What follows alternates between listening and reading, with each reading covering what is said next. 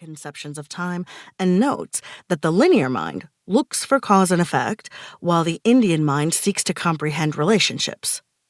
The emphasis is on achieving balance within yourself, your family, your community, broader communities, the environment, not endlessly hurtling away from the past towards some future progress. As a white American brought up on deadlines and timelines and dots and dates, I've been bound to a boat on the river of time, rushing forward for as long as I can remember. I was taught to memorize history when I had to. I was raised to look back on it at a distance. It wasn't until I was well into my 30s that I fell into a relationship with history, and it happened through images. I began searching historical archives for photographs and objects and artifacts I could collage into my art, and they called me in. I found myself wanting to know more about who the people in the portraits were. I wanted to know their stories. It made me wish that I could have explored history more visually when I was younger. A history textbook is so impersonal. The type, the layout, the tone. Its design intentionally makes the subject feel distant. I love visual storytelling because the opposite is true. Visual storytelling is a form and a framework that tweaks your brain into seeing differently and reading differently and digesting information differently. It's not just the image that matters, but how it takes up the space. It's not just the event that matters, but how we shape the stories around it. This book is nothing like the history textbooks I grew up with. It's visual, it's handwritten, it jumps around in time. It's an attempt at a new way of seeing history, placing movements and events and people from across time in conversation with one another in a way that I hope offers some insight into who we are as a country and who we have the power to become. I've tried to achieve a small ecosystem of balance by including a number of different time periods and peoples and themes.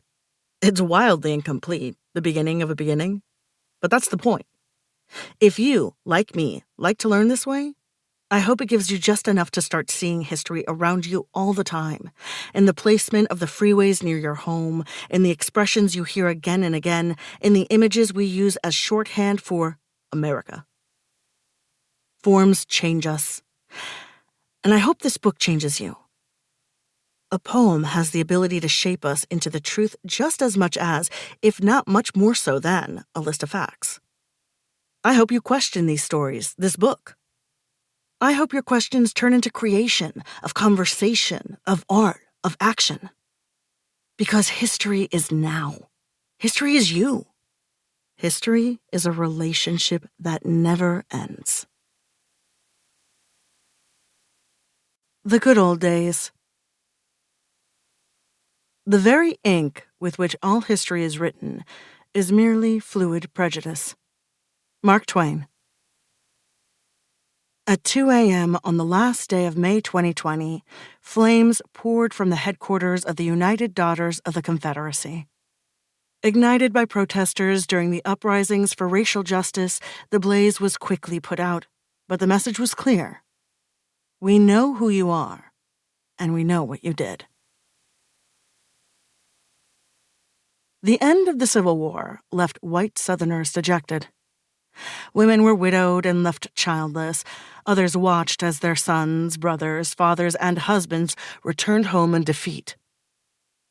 They believed these Confederate men were heroes and wanted to honor their service, so the groups affluent white women had formed during the war to sew uniforms and nurse the wounded grew into associations to care for veterans and commemorate the dead.